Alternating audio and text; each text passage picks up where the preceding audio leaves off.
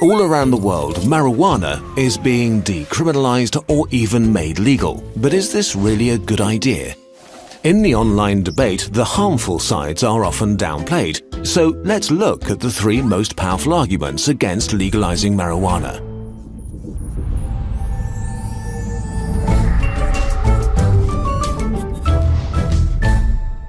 Argument number 1.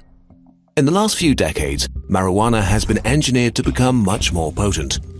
Today, marijuana is so potent that it's actually a strong drug that may cause psychosis. The main active ingredient of marijuana is THC, and there's strong evidence that THC is related to psychosis regardless of other risk factors.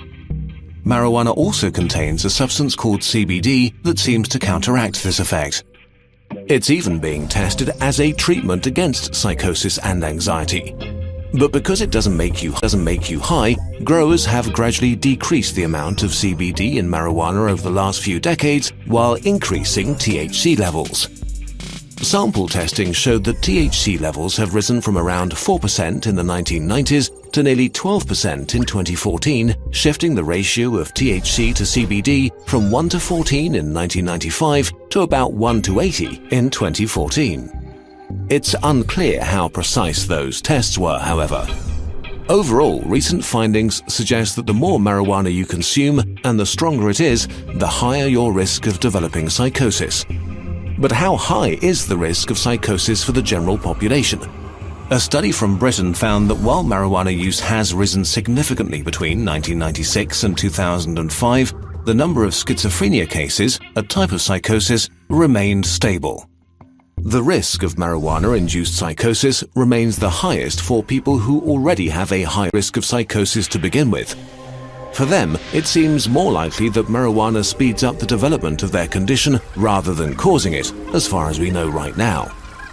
So the reasoning goes, if fewer people have access to marijuana, the lower the risk of marijuana-induced psychosis. But actually, you could argue that precisely because marijuana is illegal, more people will end up with psychosis. Prohibition makes illegal drugs stronger and more potent because this way you can ship more product in a smaller space and sell it at a greater profit.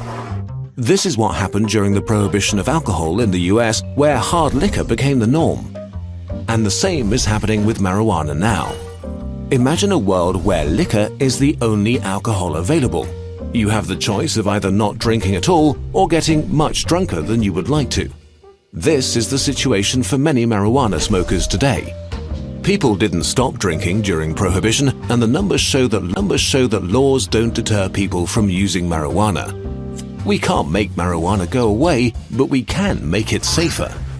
If marijuana were legal, there would be more options for consumers, and regulators could, for example, insist on a high level of CBD. Just like most people don't drink an after-work bottle of vodka, many people would gladly consume the after-work beer version of marijuana. Argument 2. Marijuana is a gateway drug. If it's legalized, there will be a spike in the use of much more dangerous drugs. A 2015 study found that about 45% of lifelong marijuana users took some other illegal drug at some point. Legalizing marijuana could reinforce this trend. As more young people try legal marijuana, they might end up trying harder drugs. But it turns out that the real gateway to drug use comes much earlier: cigarettes.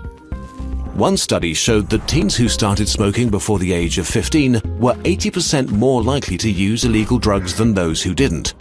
And a 2007 study found that teenagers between 12 and 17 who smoked were 3 times more likely to binge drink, 7 times more likely to have used drugs like heroin or cocaine, and were also 7 times more likely to resort to marijuana. But if that's the case, how could making more drugs legal stop the use of hard drugs? At first, it's important to acknowledge that people don't use drugs because they're legal or not. If you want to buy any drug, you'll always find someone happy to sell. The real question is, why do people develop an unhealthy relationship with drugs at all? Studies show that certain conditions make people especially vulnerable to drugs and addiction. A difficult childhood, early trauma, low social status, depression, even genetic factors. Which drug they get addicted to is more often than not a matter of chance. Addicts take drugs to escape their problems, but drugs don't solve any of those problems and instead become a new problem. But punishing people for their unhealthy coping mechanisms doesn't change anything about the underlying causes either. So some argue we need to take a completely different route. In 2001, Portugal had one of the worst drug problems in Europe, so it was desperate enough to try something radical. Possession and use of all illegal drugs was decriminalized. You would no longer be arrested. Instead, authorities launched a major health campaign. People who were found with a small amount were referred to support services and got help with treatment and harm reduction. Drug use was seen as a chronic disease, not a crime. The results were stunning. The number of people who tried drugs and kept using them fell from 44% to 28% by 2012. The use of hard drugs decreased, as well as HIV and hepatitis infections and overdoses. Making drugs legal might overall help society much more than it harms it. Argument number 3. Marijuana is addictive and unhealthy. It needs to remain illegal to keep harm at a minimum. While marijuana addiction is more psychological than physical, it is still a real problem. The demand for treatment for marijuana addiction has more than doubled in the past decade alone. In total, about 10% of people who try marijuana will become addicted. This is also related to higher THC levels. A study released in 2017 tracked the potency of marijuana in Dutch coffee shops over a period of 16 years. For every 1% increase in THC, 60 more people entered treatment nationwide. In terms of negative health effects, some studies linked marijuana use to increased blood pressure and lung problems, while a 2016 study found that marijuana use was unrelated to physical health problems except for a higher risk of gum disease.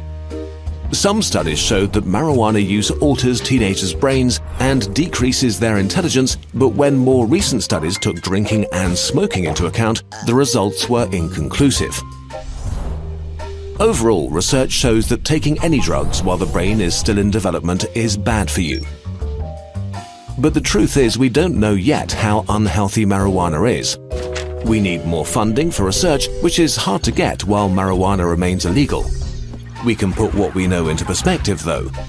16% of people who consume alcohol become alcoholics, and 32% of people who try cigarettes become smokers.